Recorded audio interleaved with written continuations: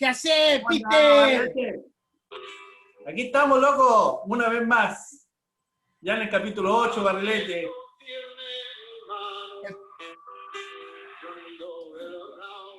¿Cómo estás, Barrilete?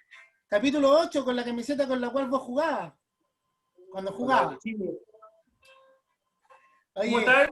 bien, compadre, bien. Aquí, Esta semana hablamos poquito en el WhatsApp, loco. Pero bueno, nos guardamos para el evento premium, el prime time de la pichanguita eterna, amigos. Estamos en el capítulo 8, primer tiempo. Y bueno, en la música, Rodrigo, tenemos a músicos muy importantes que estuvieron con nosotros en 1990, en octubre, el 12 y 13 de octubre, celebrando el concierto de Amnistía Internacional, que fue básicamente la primera celebración que tuvimos de verdad del regreso a la democracia. También octubre nos dio, el 5 de octubre del 88, la victoria con el no. Y hoy día, una vez más, la vida es linda, loco. Y hoy día la vida nos entrega una nueva oportunidad a esta generación de hacer historia, y es a través del proceso constituyente, y eso es de lo que hoy día queremos compartir con los amigos. ¿Te parece, Barrilete? me parece muy bien, loco.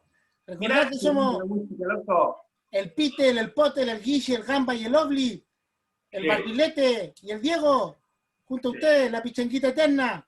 Somos un par de hueones que nos gusta hablar como boludo. Como bien decía mi compadre Peter, lo que queremos hacer hoy día es algo que no se aleja de lo que hemos estado haciendo, sino que simplemente tuvimos un breve paréntesis por la eliminatoria, pero queremos hacer un punto de reflexión, de inflexión en torno al fútbol y cómo el fútbol tiene implicancias políticas. ¿Ya?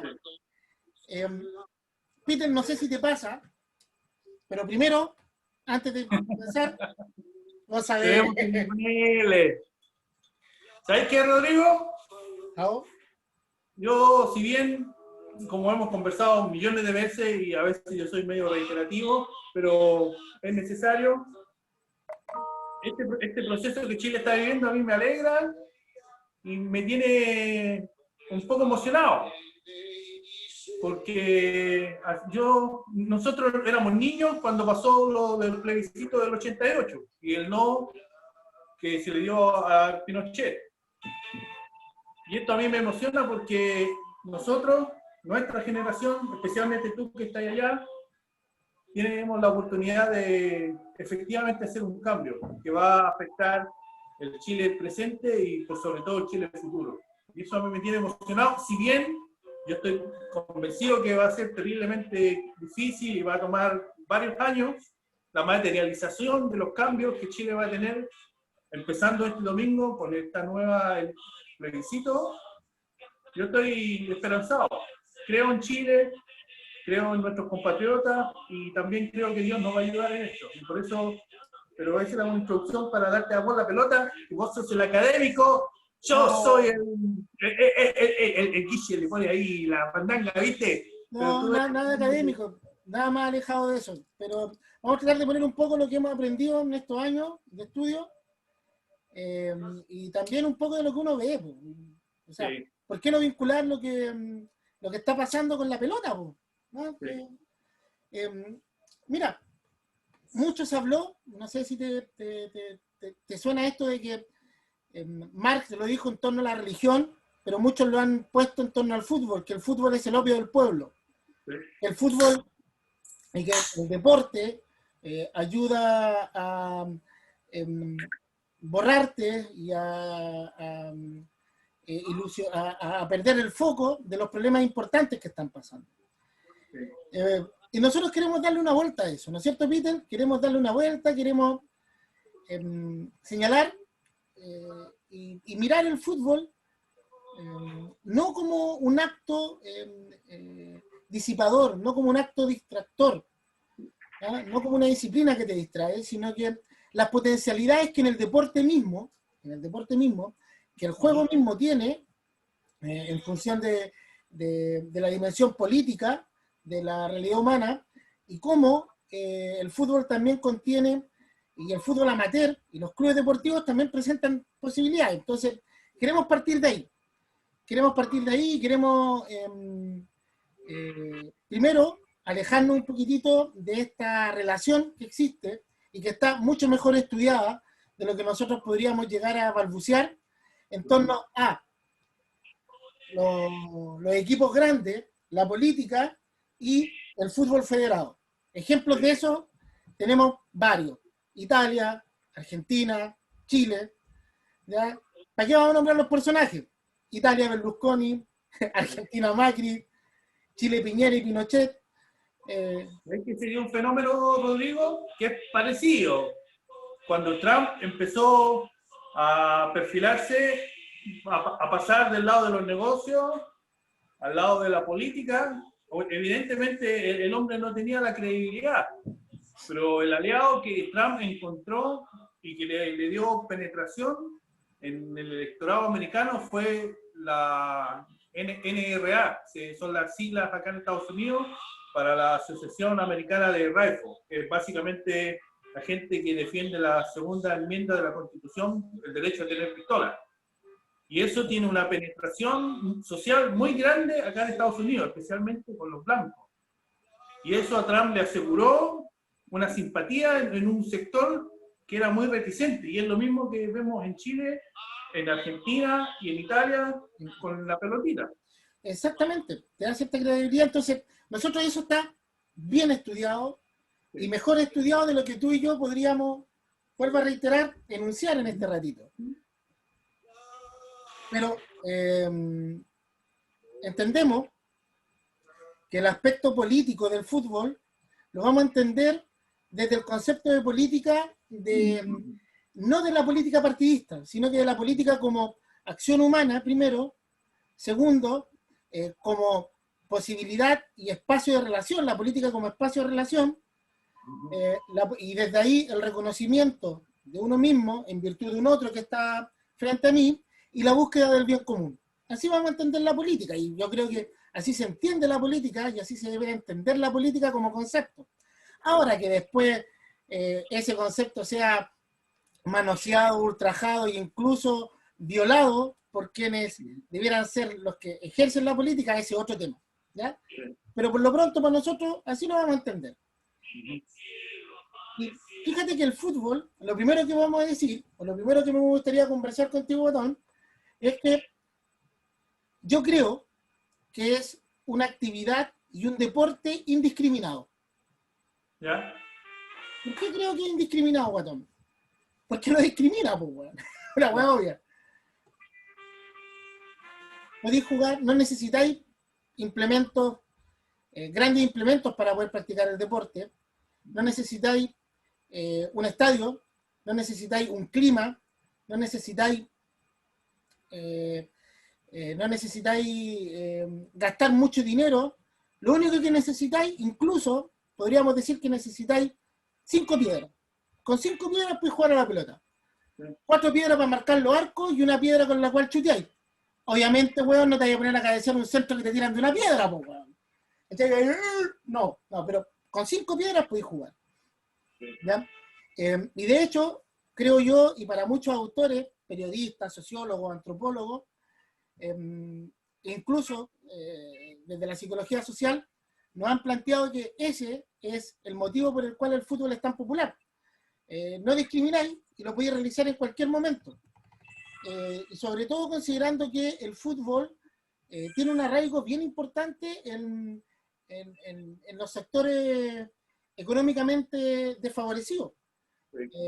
No tan solo en sectores de un país, sino que en países que generalmente hay mucha pobreza. Y es porque es el deporte que se puede jugar con una hoja, con una tapa. ¿Te acordáis que en el colegio incluso jugábamos con una tapa? Sí. Por eso es indiscriminado.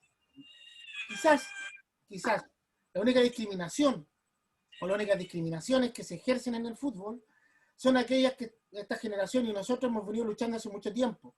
Son discriminaciones que se ejercen en torno al género. Ya, sobre todo en torno a estereotipos de género rígidos. Las mujeres no pueden jugar a la pelota, eres niñita, los homosexuales no pueden jugar al fútbol, las mujeres que juegan al fútbol son lesbianas. Todo ese constructo basura, creo, y quiero creer, que se ha ido rompiendo en los últimos años. Y quizás sería la única discriminación que yo veo, por lo menos, que yo considero. ¿Ya? A pesar de que necesitáis pocos implementos, ¿qué es lo que se necesita para poder jugar a la pelota, compadre? Más allá de la pelota. Mínimo necesitáis otro hueón o otra hueona que quiera jugar contigo a la pelota. Necesita un grupo humano. Por lo menos uno más. Tú que tenés ganas de jugar a la pelota, con la otra persona con la cual juegas a la pelota. Y vamos a hacer un ejemplo. Cuando uno salía a la calle a jugar a la pelota y se encontraba con alguien, uno tenía que encontrarse con esa persona, tener el interés de jugar a la pelota juntos, de ser antagonistas en un momento, un antagonismo que no necesariamente perdura en el tiempo, sino que es un antagonismo momentario, pero además con ese otro te tenés que poner de acuerdo en cuanto a las reglas del fútbol callejero. ¿Dónde va a salir? ¿Cuáles son los arcos? ¿Vaya a cobrar offside? ¿Arquero jugador? ¿Vaya a ocupar las manos? Una serie de cuestiones en las cuales te tenés que poner de acuerdo con el otro en búsqueda de que el juego sea justo para ambos. Y no que hayan ganancias o beneficios a priori para uno u otro. ¿Te suena algo eso? Más o menos, sí. O sea, te das cuenta que el fútbol, cuando lo miramos desde esa óptica, y lo pongo en estos ejemplos, lo que te presenta es la posibilidad de establecer reglas justas y llegar a acuerdos justos. ¿Ya? Cuando son 2 personas o cuando son 22 personas. ¿Ya? Siguiendo el ejemplo del fútbol callejero. ¿Ya? El fútbol, además, es indiscriminado porque lo puedes jugar en cualquier lado. Y te pregunto, Guatón, para ti, ¿cuál fue tu primera cancha? La cancha de tierra, quizá habrá sido, las pichangas que uno primero recuerda son las pichangas que uno jugó estando en la escuela básica, pero yo estoy seguro que uno empezó a jugar a la pelota quizás mucho antes de que uno tuviera una memoria consciente de lo que uno hacía a los 4, 5 años, más o menos. Yo me acuerdo, Guatón, que las primeras pichangas que yo jugué fueron en la calle, en el camino que estaba a la puerta saliendo de la casa saliendo de la casa de mis papás, en la calle. Es la primera, en donde las poleras las poníais como palos de arco y te poníais a jugar con los otros. ¿Y sabéis lo que hacíamos con eso? Y no nos dábamos cuenta. Nos estábamos apropiando del espacio público. Exactamente. Nos estábamos apropiando, no usufructuando, apropiando del espacio público. Ocupábamos un espacio que era para todos. Ese espacio lo transformábamos, lo nombrábamos y lo hacíamos propio. ¿Ya? ¿Qué cuestión más democrática que hacer propio el espacio público? Y fíjate que hay algo bien interesante ahí, que cuando uno revisa nuestra propia historia, es que ese espacio era nuestro, pero a la vez era de los otros, respetando el espacio de los otros. Cuando pasaba una señora que iba a comprar, ¿qué es lo que hacíamos? Uno paraba la pelota y le daba la pasada, porque dentro de estos espacios democráticos hay una cuestión que tú dijiste que es súper importante. Si bien uno hace uso del espacio público jugando la pichanguita, no hay usufructo, no hay gente sacando ventajas individuales, sino que la cuestión siempre fue una actividad colectiva y en algún momento eso cambió, no sabemos muy bien y quizás, no sé, pero es eso, el núcleo para mí es el hecho de entender la vida misma como una actividad colectiva y en el cual mientras todos aportamos y mientras todos nos desarrollamos, el usufructo personal queda de lado. O sea, claro, no usufructuamos, era de todos y era propio, pero también, vuelvo a repetir, pero era utilizado por todos, incluso de quienes no habitaban ahí, de quienes transitaban de manera esporádica por ahí, incluso eran ellos, porque por ellos parábamos el juego. ¿Ya? Cuando pasaba un auto, un vehículo, un camión, lo que fuera, ¡Cuca! También parábamos el juego. Entonces, me parece que también hay algo de la apropiación del espacio público, de transformarlo, pero a la vez transformarlo, no permanentemente, sino que transformarlo por un periodo de tiempo para que después los demás también pudieran transitar y apropiarse de él. ¿Ya? Y eso también me parece que es sumamente democrático, es sumamente político, y no sé si te suena familiar también. ¿Ah? No sé si la idea es que podamos ir mirando estas cositas y que cada uno pueda sacar sus propias conclusiones. Yo claramente tengo mi propia visión al respecto y trato de fundirla en esto, ¿ya? En esta conversación que estamos teniendo.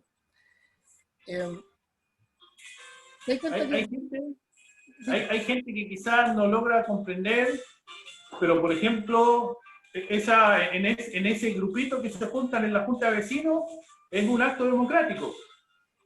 Es un acto de que un grupo de personas de su propia voluntad se reúne con un objetivo en común y eligen de forma voluntaria un liderazgo para llevarlos a ese objetivo, cualquiera sea el objetivo, sea juntarse a hacer un paseo, juntar una luquita, pero hay un objetivo común. Por ejemplo, mi mamá tiene un grupo de viejitas que se juntan, que no lo vea mi mami, porque si escucha que le dije viejita, me va a pegar.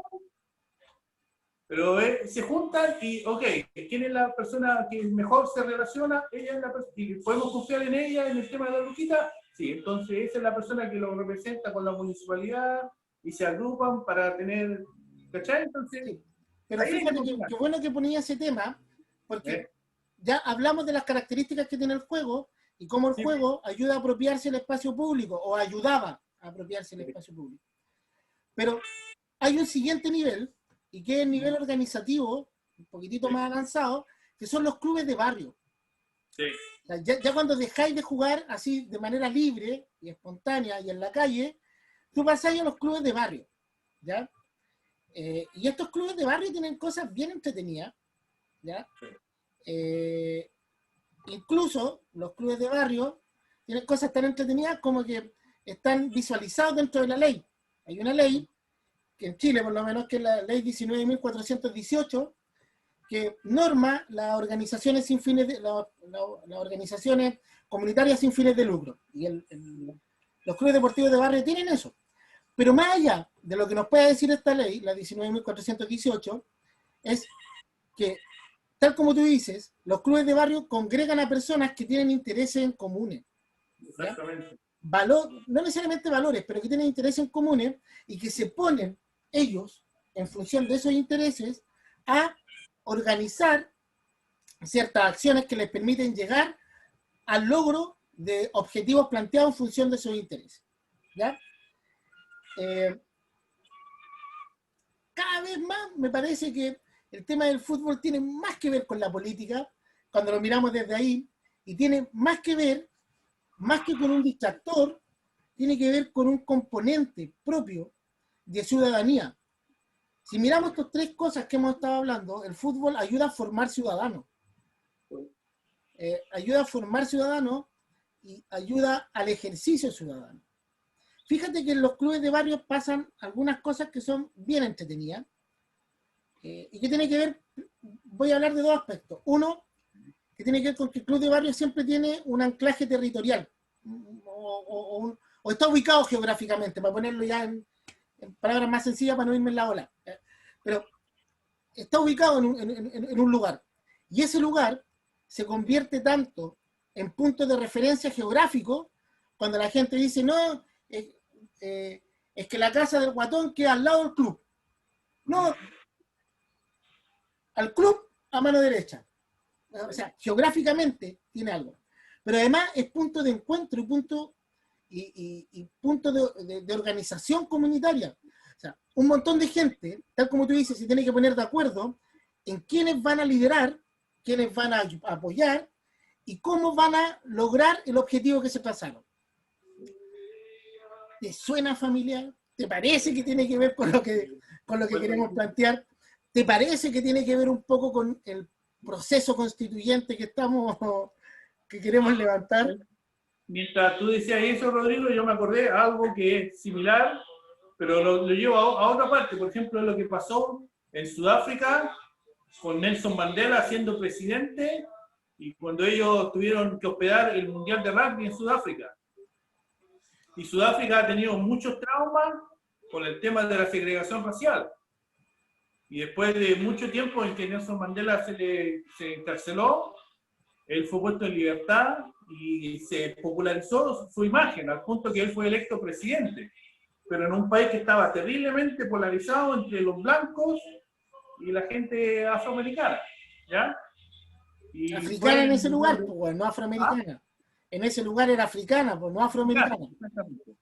Y fue con el Mundial de Rugby que Nelson Mandela comprendió que tenía una oportunidad de usar un lenguaje que era común a los dos lados, porque si bien en ideales y en cultura no se comprendían a sí mismos como hermanos o como compatriotas, por alguna razón en el rugby había cuestiones que sí se veían de esa forma.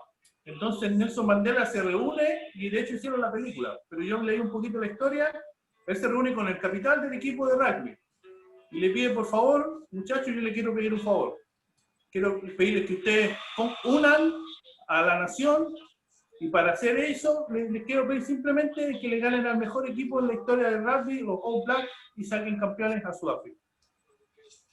Y después él le explica por qué. Y da esta explicación. Pues, cómo es tan importante esta actividad deportiva, no porque tirar la pelota y chocar con otros monquizados sea importante, sino porque eso es un lenguaje común entre un mismo pueblo con diferencia. Y fue así como eso, más el gobierno de Nelson Mandela, empezó una serie de cambios que hasta el día de hoy se llevan adelante, pero utilizó el lenguaje del fútbol, en este caso del rugby, para unir un pueblo. Fíjate que eso es tan interesante como lo que voy a tocar en un ratito más, que tiene que ver con la selección belga.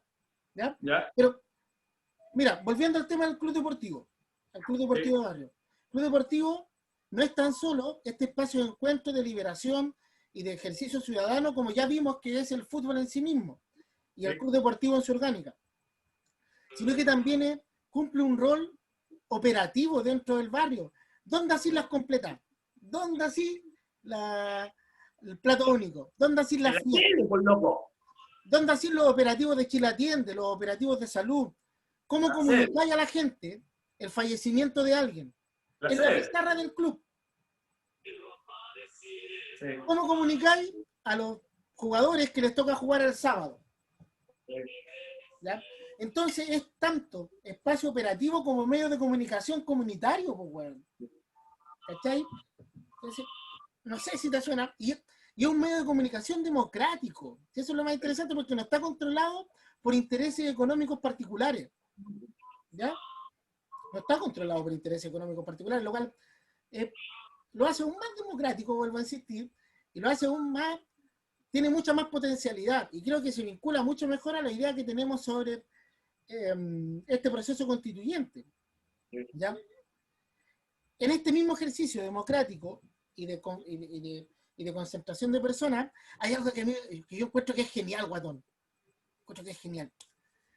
Personas integrantes de los clubes deportivos que cumplen más de un rol dentro del mismo club. ¿Ya? Socios, que son jugadores, jugadores que son socios, socios que son dirigentes, dirigentes que son socios, jugadores y directores técnicos, y así. Socios que son solo socios, jugadores que son solo jugadores, pero tenéis la posibilidad de cumplir más de un rol dentro del... Y todos y cada uno de ellos son siempre por el bien común, siempre empujando el mismo objetivo, incluso aunque te tenga un costo personal, porque toda esta gente tiene una pega, tiene sus actividades diarias, su familia, pero aún así entiende el propósito y el objetivo del club, que no es solo patear la pelotita, sino que es agrupar a un grupo de gente con un objetivo común y producir, ojalá, bienestar a la mayor cantidad de gente posible. El bienestar, ¿no? El bienestar común que hablábamos, en la búsqueda del bien común. Fíjate que hay algo bien interesante, Guatón, que también se da en el club de barrio y se da en el fútbol en general. Y es que tú como jugador, te pesquen o no te pesquen, pero tenés la oportunidad de dar tu opinión acerca de cómo pararse, cómo jugar, de qué posición jugar y de qué esquema utilizar. Te pesque el DT o no te pesque, pero vos podés levantar la mano y decir, bueno, yo, como jugador chileno, yo quiero jugar acá. Pero lo podéis decir y nadie te censura. Nadie te censura. Lo cual lo encuentro genial. Es más, tú como socio puedes decir, no, sé que no hay que prestarle la sede al Chico Pérez, weón, porque el Chico Pérez, weón, lo único que hace aquí es ponerse a chupar, weón, con los compañeros, weón. ¿Para qué vamos a estar en ese... ¡Cállate la boca! Eso me estaba faltando, que me dijeras callate la boca. Pero, ¿se entiende? O sea, tú tenés derecho a tener voz. Tú como jugador y como socio tienes voz de la misma forma que tiene el dirigente. Sí. Igual que en la sociedad anónima. Igual. Igualito. Ahí es donde yo creo que cometimos un error como país y es un modelo que se dio en el mundo entero y que Chile fue incrustado en Chile y fue el modelo de antes que el beneficio colectivo estaba el beneficio personal. Y fue en ese momento en que el individualismo y los Chicago Boys nos metieron en esa pescada. El país, y es consecuencia de una dictadura. La gente en ese tiempo no teníamos una alternativa. Fue en el contexto de una dictadura que el sistema con el cual hoy día vivimos, el sistema neoliberal. De hecho, yo escuchaba y observaba algunos estudios de gente más preparada que uno, y de hecho el sistema neoliberal, como lo conocemos, si bien tuvo su gestación en Estados Unidos, el ideario del capitalismo viene desde después de la Segunda Guerra Mundial, fue en Chile quizás uno de los primeros países en el mundo que se estableció en todas sus reglas, desde el Estado, desde el presidente, en este caso un dictador, hacia todos los departamentos de la nación. Fue Chile el primer país, antes que Estados Unidos, antes que Europa, porque en Europa todavía quedaban rezagos de una cuestión que es lo que hoy día vemos, ese socialismo más progresivo, pero... Y es tan importante lo que tú dices, Guatón, que las políticas neoliberales, sobre todo en el ámbito de educación y de salud, provocaron que, más allá de las consecuencias que estamos viendo ahora, en términos de la crisis de la educación y la crisis de la salud, es que generaron y penetraron en el sentido común de la población. Entonces, yo supongo que tengo derecho en tanto cuanto pago. Exactamente. No puedo tener derecho. Pero ese también es otro tema, Guatón. Quiero llevarte a otra cosa. Hablando de educación, ¿ya? Y los clubes de barrio. En los últimos, por lo menos, 15 años, ¿ya? Diría que más, ¿ya? Pero dejémoslo en 15 años para cerrar un ciclo. ¿Ya? Ha existido, o hemos sido testigos, de una retirada mutua de algunos actores que tenían un peso muy importante dentro de los procesos educativos. Y hemos dejado que la escuela sea la única que forme. Medios de comunicación, familias, organizaciones barriales, empiezan a retirarse y le empezamos a cargar la mano a la escuela. ¿Ya? Y fíjate que los clubes de barrio, a partir de esto que estamos conversando, son una tremenda oportunidad porque siguen siendo espacios formadores de las generaciones futuras y de las generaciones actuales. Si consideramos todos los aspectos que hemos hablado, fútbol como democracia, fútbol como apropiación del espacio público, fútbol como pérdida o sea, como ausencia de discriminación, el fútbol como búsqueda del bien común, los clubes de barrio como organizaciones comunitarias, como articuladores comunitarios, nos damos cuenta que tiene un rol formador, po. Y tiene un rol formador importante, po. No es cualquier cosa. Entonces, tiene esa potencia, ¿ya? Tiene esa posibilidad.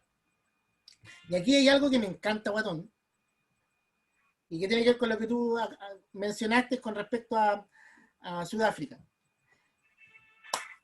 Cuando uno está en primera infantil, ¿ya? Aquí en Chile, La primera infantil es hasta los 17, después pasa ya a juvenil.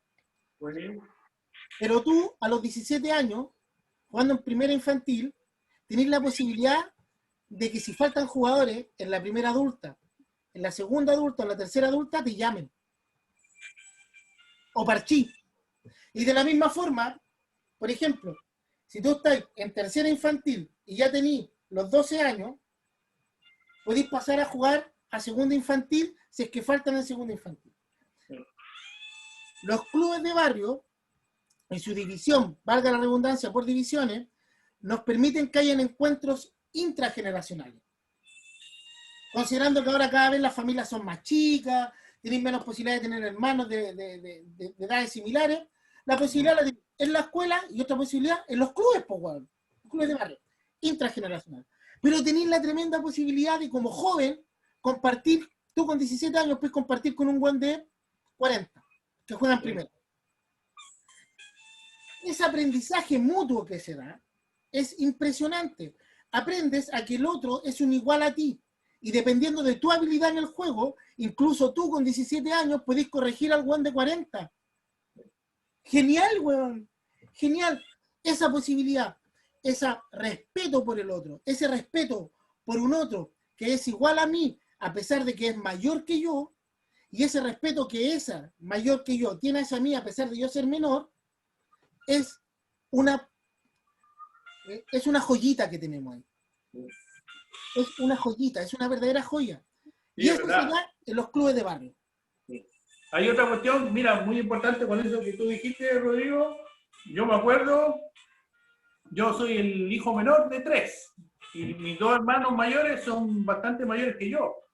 Y si bien yo crecí más o menos mimado, siempre y cuando nuestra condición económica no era la de una familia mimada, pero dentro de lo que había, yo crecí como un hijo mimado y yo aprendí cuestiones súper importantes jugando la pelota, como tú dices, especialmente con gente mayor que uno.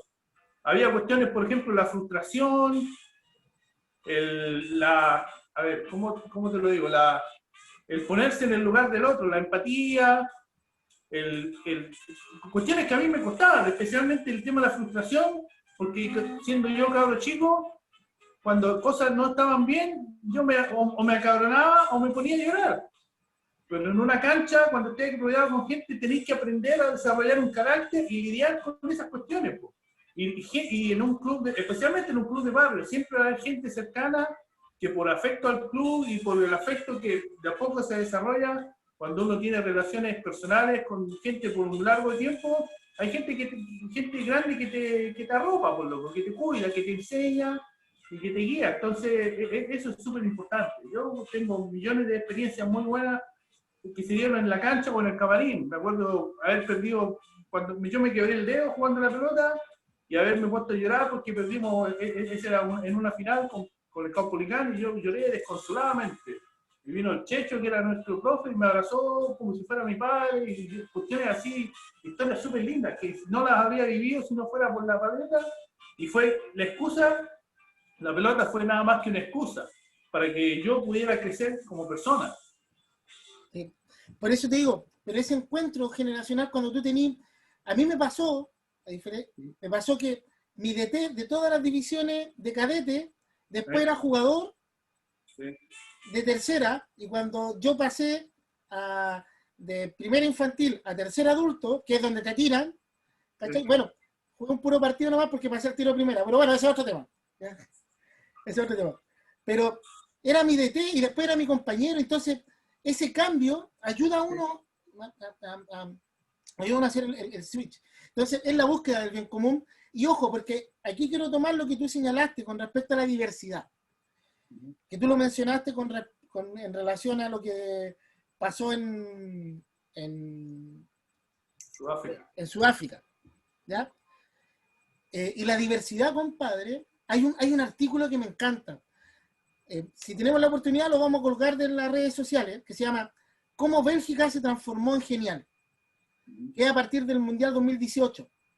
Y que habla que en un país que estaba tan bien fracturado, por la división entre las personas que, para hacerlo sencillo y simplificarlo para no alargarnos tanto, las personas que hablan francés se llevaban pésimo con los que hablan holandés. Y hubo un plan de gobierno, por allá por finales de los años 80, en donde pusieron canchas de fútbol en todas las poblaciones. Y además, empezaron a llegar muchos migrantes de las antiguas colonias belgas, los cuales no se sentían ni habla holandeses ni habla franceses, se sentían belgas, weón. Y esa es la generación que ahora tiene a Bélgica como primero del ranking FIFA. Corta. Y como país también han crecido tanto y uno ve esos procesos de crecimiento que se dan desde la base, pues, se dan desde esos pequeños grupos donde la gente vive y la gente toma sus propias decisiones, crece a sí mismo como líderes o como... Peter, voy a tomar 4 últimos temas para ir cortando con esto, porque si no nos vamos a alargar y la idea es que esto sea algo más, más expedito para que la gente lo pueda ver, porque la idea es que esta conversación se entienda como una conversación que ayuda a entender el fútbol más allá de esta relación nefasta que han puesto entre el fútbol y la política partidista.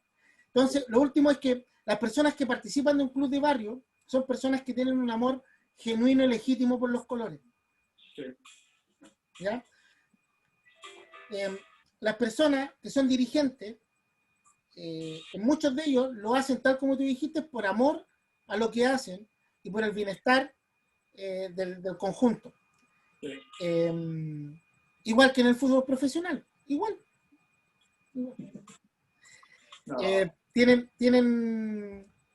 No reciben, es una cuestión que debería ser ad honorem, no reciben nada a cambio, salvo algo que es bien importante, y es para entender también qué debieran hacer nuestros políticos, nuestros diputados, nuestros senadores, salvo, lo único que reciben es las felicitaciones por el trabajo bien hecho, el reconocimiento por el trabajo bien hecho. Pero todo tiene un contrapunto, guatón, y voy a ir a este contrapunto de manera rápida, porque, tal como tú dijiste, hay un sistema neoliberal individualista que creo que el Diego se equivocó. Cuando Diego dijo la pelota no se mancha, el sistema ha manchado la pelota. Y lo ha manchado en 3 cosas. 1, la cultura del winner ha llevado a que los clubes de barrio se prostituyan. ¿A qué me refiero con esto? Muchos dirigentes ocupan los clubes de barrio como plataforma para acceder a para escalar en otras posiciones políticas. Primero. Lo segundo es que muchos clubes de barrio ahora están llenos de jugadores pagados, por esta lógica del winner que hablamos en algún momento. Lamentablemente ya no te compartes con tus compañeros, ¿ya? Y tenéis puros locos pagados que juegan, así como juegan por tu club, van a ir a jugar por el otro, a otra asociación, y no se genera este arraigo, ¿ya?, con el club. Y eso se lo debemos a el fútbol profesional, a la prostitución del fútbol profesional. Otra cosa que también pasa y que se viene arrastrando también hace un tiempo atrás en los clubes de barrio, es que no tan solo los dirigentes instrumentalizan a los clubes, sino que la política local. Cuando hay una candidatura, cuando hay que elegir diputados, senadores, alcaldes, concejales, también termina prostituyéndose eso y lamentablemente terminamos perdiendo estos valores que tanto hemos tratado de exaltar contigo. Y por último, lo que tú decías, el sistema neoliberal, ¿sabes lo que ha provocado? A que hayamos perdido, compadre, la calle como cancha. ¿Sabes por qué, guatón? Porque el sistema neoliberal plantea que cualquier acción humana es posibilidad de negocio. Y el negocio ahora son las canchas privadas particulares. Esto ha provocado que muchos niños no puedan practicar el fútbol, porque te cobran entre 12.000 a 30.000 pesos por el arriendo de una cancha. La mayoría de las calles ahora están pavimentadas. Antes te raspabas y ahora te desnucáis, pues, cuando se te cae. Y yo me acuerdo cuando nos juntamos, ¿cuándo fue? ¿El 2018? ¿2018? Finales de 2018. Sí. Y yo me fui a dar una vuelta, me acuerdo, por el Camino Costero, por Playa Ancha, y fui a dar una vuelta alrededor del estadio Valparaíso, que lo habían arreglado, y me di cuenta que Alejo Barrio estaba con reja. Y era consecuencia de eso, en parte también porque quizás habían actos que provocaban daño, pero también en una parte porque la asociación Alejo Barrio había decidido empezar a, ¿no? No, compadre, yo le voy a decir. El Alejo Barrio, yo vivo ahí, pues tú cachés que vivo por ahí cerca. ¿Vos sos playachino ahora? Sí, nunca tuvo daño. Ni el Alejo Barrio, ni la Pérez Freire, ni la Laguna. Nunca sufrieron daño. A lo más, un grupo de guanes que se ponía a tomar y dejaba las botellas ahí. Eso es todo. Entonces, compadre, ahora no podía ir a chutear. ¿Te acordáis que nosotros cuando éramos jóvenes, los días sábados, íbamos a pichanguear allá, pues, weón? Que son canchas públicas. De hecho, para que la gente sepa, históricamente, los terrenos del Alejo Barrio y los terrenos donde está la Escuela Naval fueron donados para que la gente tuviera espacios públicos, tuviera plazas y tuviera espacios de recreación. Fueron donados a la municipalidad. Oye, guatón, eso sería lo que yo tenía que decir. No sé si no, se entiende bueno, sí. Y cómo, o sea, ojalá se entienda la vinculación que tratamos de hacer. Sí. Y creo que el fútbol sí. tiene potencialidades como deporte para la acción política. Y más que los individuos mismos teniendo cierto grado de connotación y luego un cierto grado de mejora económica al hacerse quizás unos pocos futbolistas profesionales, la actividad en sí misma del fútbol es muy rica. Es muy rica para la formación, para el desarrollo de las personas y de los grupos como tal, así como son los grupos para los mayores y todo eso, pero es transversal. Una de las cuestiones que se nos quedó, con lo que yo quiero terminar, es que yo jugando la pelota, cuando éramos cabros, nunca hubo una división de quién era pobre y quién tenía plata. Eso se dio después en la vida. Porque nosotros nos tocó en el liceo tener compañeros que tenían plata, pues. A diferencia de uno, por ejemplo, habían veces que uno no tenía plata, ni siquiera los 100 pesos para pagar el escolar y tenía que irse a pata a la casa. Pero teníamos compañeros que tenían lucas, pero sin embargo, en el contexto de la pichanga, se creaba la amistad, y en el contexto de esa amistad, eso de que quién tenía plata y quién no tenía plata no era ni siquiera un tema, una conversación, porque simplemente éramos hermanos y éramos amigos. Compadre, tú puedes estar jugando con tu peor enemigo, pero en el mismo equipo, y lo vayas a defender, lo vayas a apoyar, y lo vayas a salir a respaldar cada vez que lo necesite. Como el Arturo con el Claudio. Como debiera ser el Arturo con el Claudio, y como debiera ser también en nuestra sociedad. Ojalá se haya entendido la reflexión que quisimos hacer, ¿ya? A lo mejor no nos salió muy bien, pero lo intentamos, ¿ya? Y refleja lo que creemos nosotros que es el espíritu que hoy día está viviendo Chile, que es un Chile generoso, un Chile empático, y si bien hay distintos rumbos, hay un objetivo en común, que es el bienestar de la gran mayoría, y un nuevo país bajo nuevas reglas. Y esperemos que se vea así, creemos que se va a dar así, y que este domingo, el plebiscito que se va a dar en este octubre histórico, sea el primer paso, loco. ¿Ya? Sí. Guatón, nos vemos en un par de minutos más. Dale, a rehidratarse. A rehidratarse. Yo voy a sacarme a Goku y voy a poner a la otra camisetita. Volvemos con Colo Colo y la Católica. La Copa Libertadores. Sí, terminó la Copa Libertadores. Dale. Ya no te pongas. Nos vemos. Nos vemos, loco.